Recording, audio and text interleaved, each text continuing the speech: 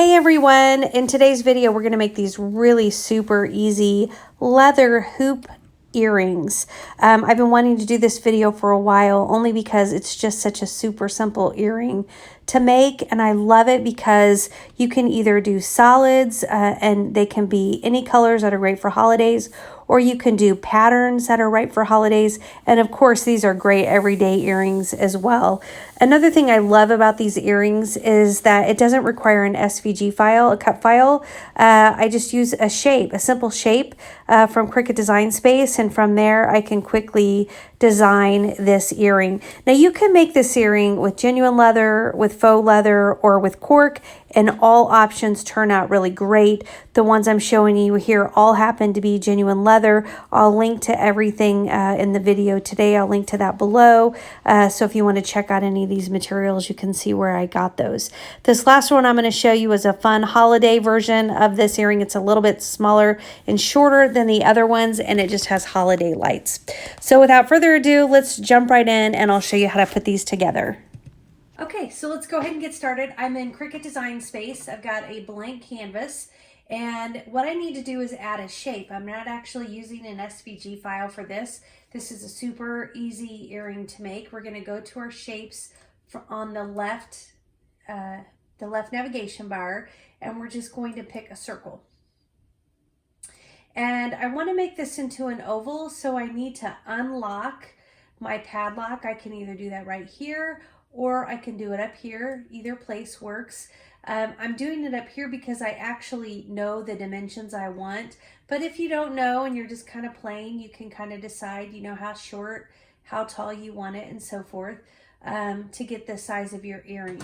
I already know I've made a bunch of these earrings, and I already know that I want it to be 2.5 inches tall. And I know I want it to be 0.6 wide.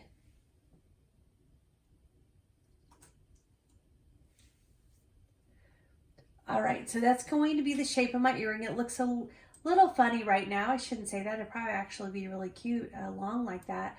But it's actually going to be folded, so it's only going to be half as tall as what you see there. And I need to go ahead and duplicate it. Now, if you are making these with faux leather, you'll have to decide right now if you need to make a couple more copies of this so that you can glue them back to back. And that's only if you want to cover the inside. If you're working with faux leathers, a lot of faux leathers have like a black kind of felt or kind of a matching color, and that is really cute if it shows up in this earring on the inside of the loop. But just in case, you go ahead and make a duplicate copy here if you do want to do backs. I'm cutting all genuine leather today, so I am not going to do that. I just need my 2 earrings, and I can go ahead and come over to make it. I only have one mat. If you watch any of my videos, you know I always click the mirror button. It's just a really good habit, even though in this case this is a symmetrical shape, so it's not like clicking that mirror button even did anything for me, but it's a good habit so you don't accidentally forget not to do it when you need to be doing it. The reason I hit mirror is because when I put my material onto my mat, I put my good side facing down, and because my good side is facing down, I need to mirror whatever I'm cutting.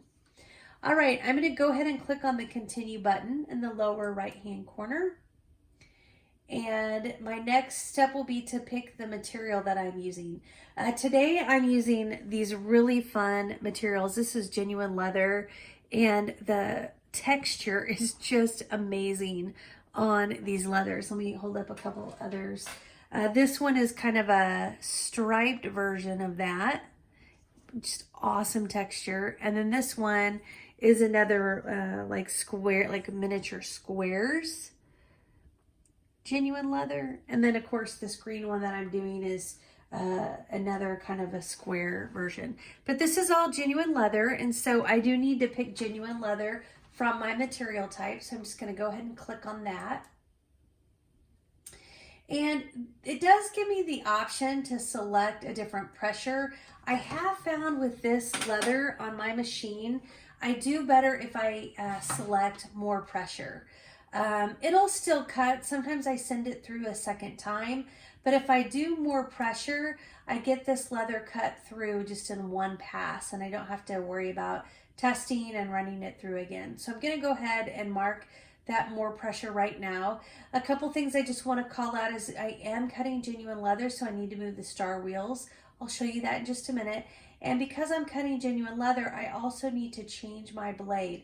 If you're doing faux leather, you can use your regular standard fine point blade to make these earrings. But if you are cutting genuine leather, you do need to change your blade to the deep cut. So let's go ahead, get our mat ready to go, and take a look at our Cricut machine as well. Okay, like I said, since I'm cutting genuine leather, I do want to use my purple strong grip mat. If you're using faux leather, you can use your green regular mat. It's important when cutting leather that you're really sticky. And if you're not, the material won't hold down when it's trying to cut that shape, and so it'll keep lifting up. So stickiness is super important. That said, I can't afford to always get brand new mats every time I make earrings. So there's a couple things I do, and actually one thing that I do that helps do two things. And that is that I use contact paper on my mat to help really get a strong hold, because one piece of contact paper has never been used, and so all the sticky is there.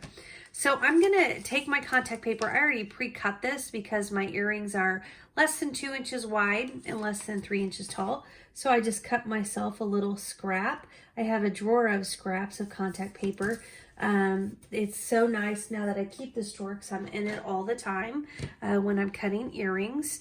And you just put that down so that the sticky side will be up. The backing is up.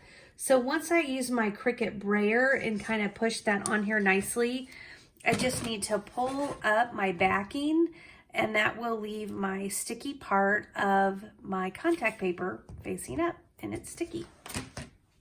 Now, you can use a couple of different kinds of contact paper, or I'm sorry, this is transfer tape.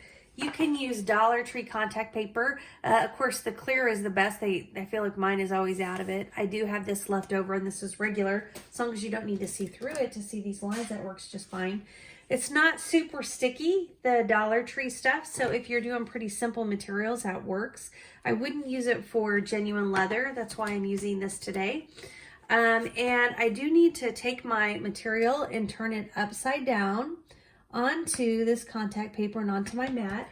And then I'm going to use my brayer, but I'm only pressing the brayer in the upper right hand corner, just in these top couple of inches, because I'm not going to try to press my material to the part of my mat that I'm not even cutting.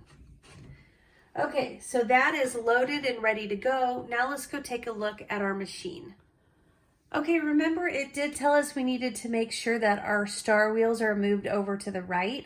I actually keep mine here all the time unless I'm cutting paper or something like that, and then I'll move my star wheels back over. Honestly, most of the time my star wheels are over here to the right. It also says we need to change our blade and put the deep cut blade in here. So I just need to open this latch and pull out my fine blade. And I always like to throw it right back in there so I can find it easily. And then I just need to drop my deep cut blade into the opening. So if you're working on a Cricut Explore Air, you still will use a deep cut blade as well. Your latch is a little bit different here. In my opinion, it's easier to get it in and out of the Explore Air. But either way, you just get that blade switched out, and then we can load this up.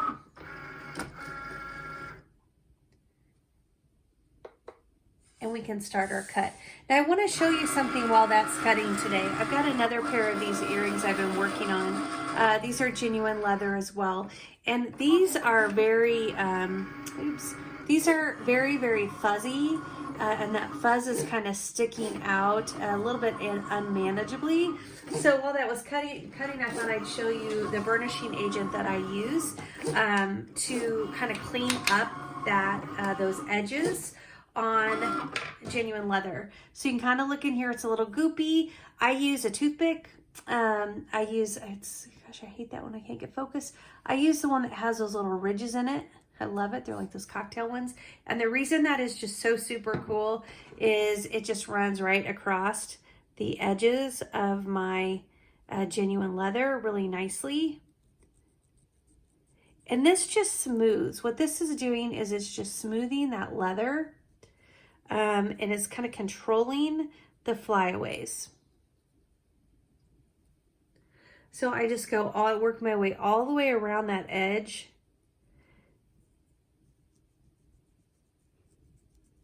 And it just makes that edge nice and smooth. It does add, you know, another minute maybe per earring if you need to do this. I don't do it on all of them, but I do it anytime I'm working with genuine leather that's just really fuzzy. Now you can even put this on the back too. Some genuine leather is so crazy on the back, I'll even put it on the back. This one's not, it's super soft and pretty. I'm not gonna do that here.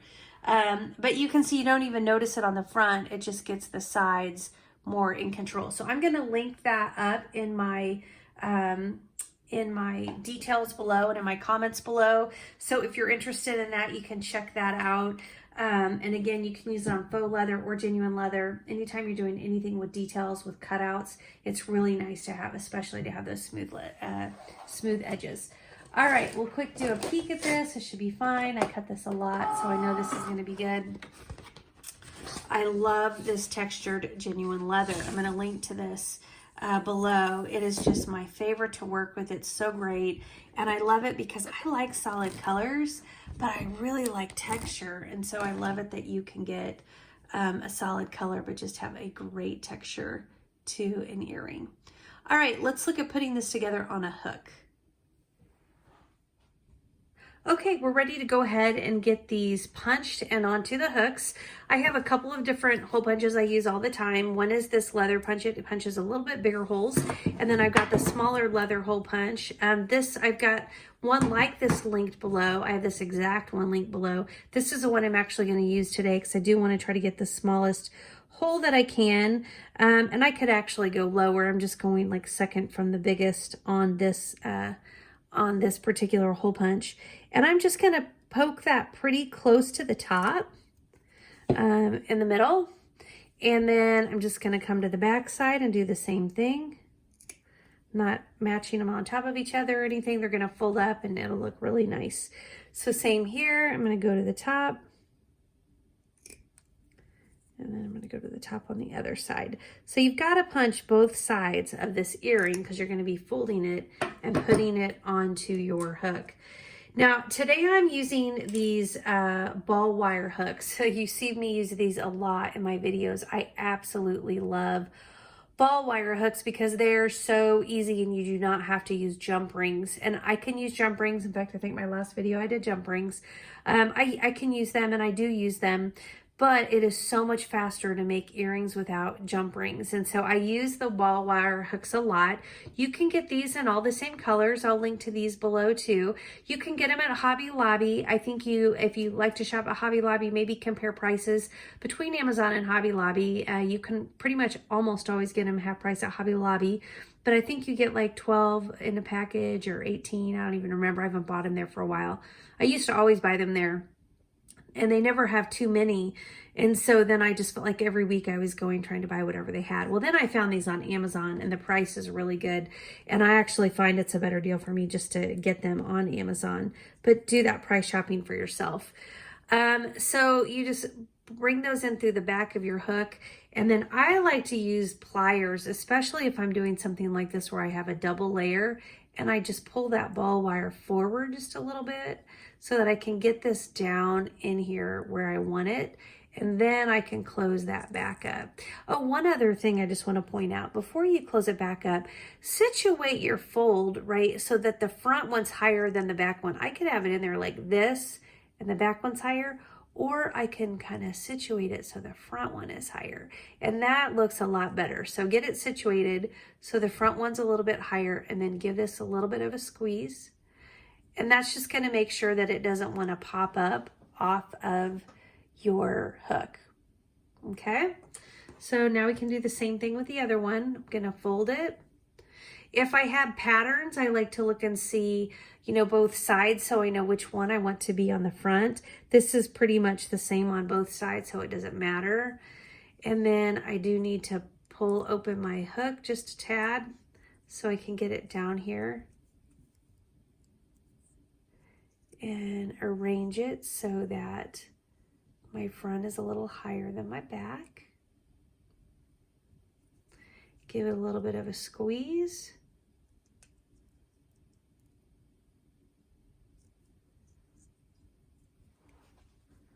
And that's it. These are just so fun because they are so fast and easy. I can seriously make a pair of these earrings in maybe 5 minutes, 5 to 7 minutes from beginning to end. So I love putting these together, and it's just great to pull in different colors, patterns, and textures. If you found anything helpful today, I'd love it if you take just a second and give me a thumbs up.